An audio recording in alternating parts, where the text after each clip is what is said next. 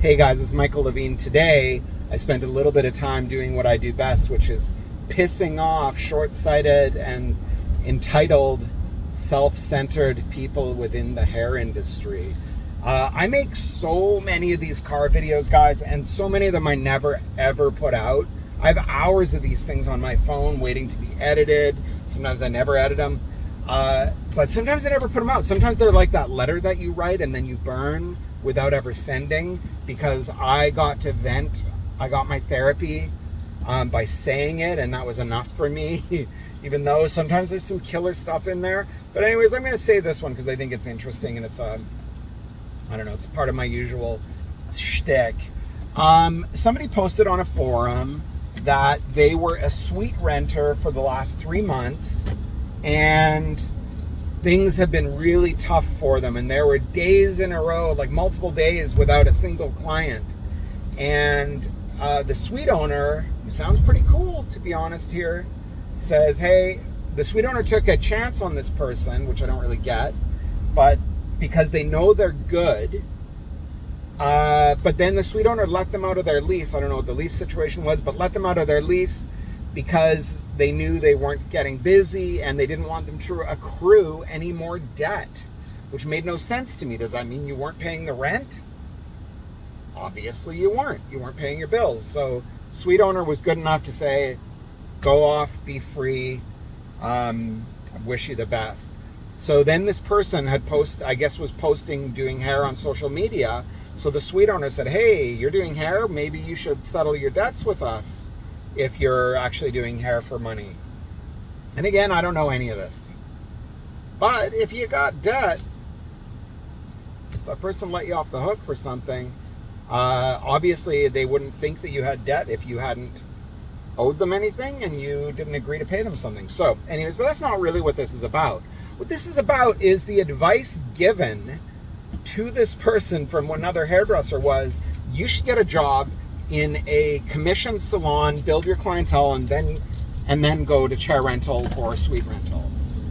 And that's the type of thing that gets my back up. That's the type of thing that pisses me off. I have zero problem with suite renters. I have zero problem with independent stylists. I firmly believe that you as a hairdresser are a business within the business. I have had many people within my walls become very successful, and I have had many people within my walls not become successful. Absolutely, the stylist is the make or break here, right? Certainly, some businesses will put a lot of butts in your chair, but if you are going to get busy and get a loyal clientele that rebooks, that buys, that sends in referrals, if you turn every one client the salon gives you into 3, and you maintain them all, and then those 3 become 3. My favorite thing is when I see my team who has clients in their chair who don't know who I am. That's my favorite thing, because that's where it's like, wow, that is somebody bringing new business to my business. That's new blood. That's new money that wasn't already there, right? That money is already there. Anybody could service that money. The advice given to this person was, go find a good chair or a good employee salon, build up a clientele, and leave. And that pisses me off, because that is truly what is dragging our industry down, is that behavior of take. I deserve, take advantage, lie. Because you're lying. Are you gonna say that in the interview? Where do you see yourself in 3 years? I love, by the way, when people are so stupid to say it in the interview. It's my favorite thing. What are your goals? What are your goals? Where do you see yourself in 3 years? Oh, I plan on opening a salon. I plan on going chair rental. I love when people say that, because at least they're honest. But most people aren't honest about it. And what salon owner is gonna, if you're honest with them, what salon owner is going to give you that opportunity? Why would anybody hire you if you already have a plan to leave before you've started? Right? Why would I take a chance on you? I would not risk it. Right? In fact, I don't hire. If you've rented a chair and you want to be an employee in our company, I won't hire you, period. Right?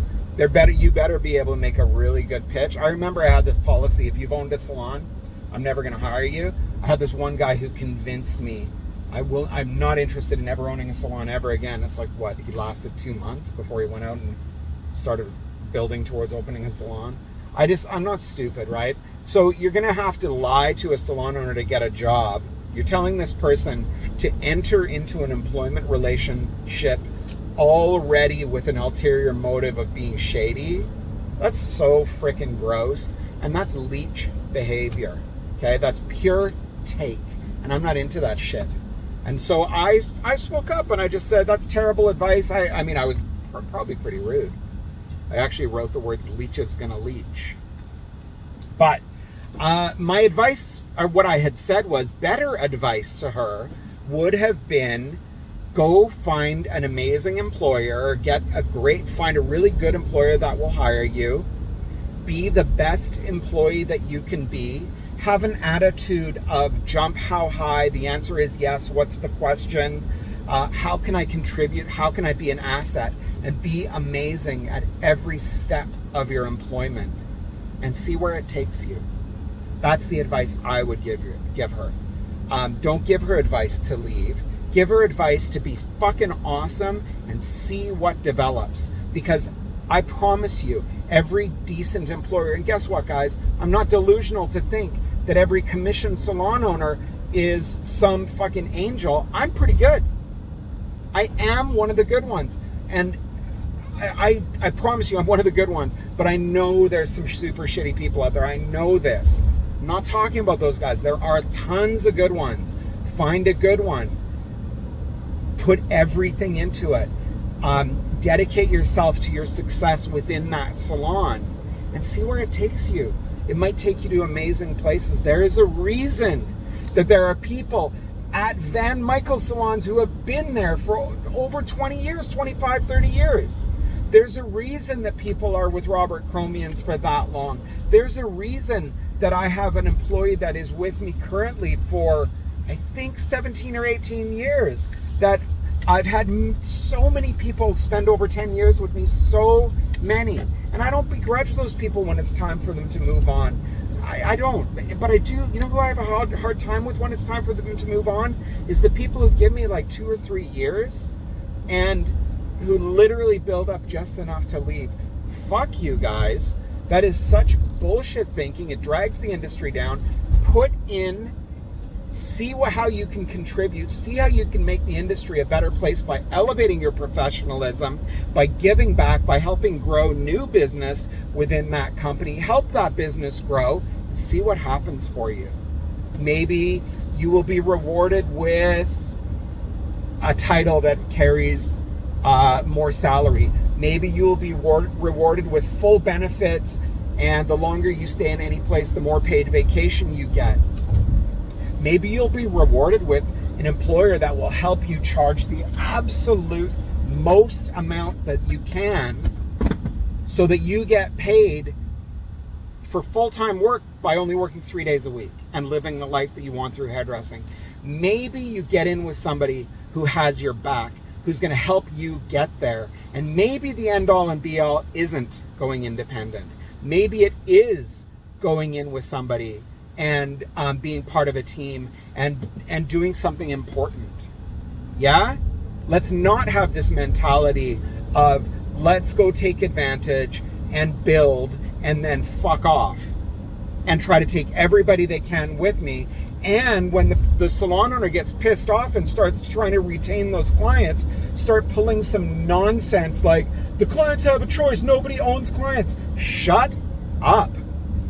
Shut up with that nonsense. See the big picture. Not everybody's out to get you, so stop acting like you're entitled to every client that has been put in your chair when you didn't do anything to earn those people. How about you do put in the time to earn them if you have the guts to be independent, and you don't try to take it from somebody else. Have the courage to go out on your own and do it on your own. Don't do it off the backs of some employer. You want to get in with an employer, go in there with, jump in both feet, be fucking awesome, and see where that goes. It might go incredible places for you. Have an open mind.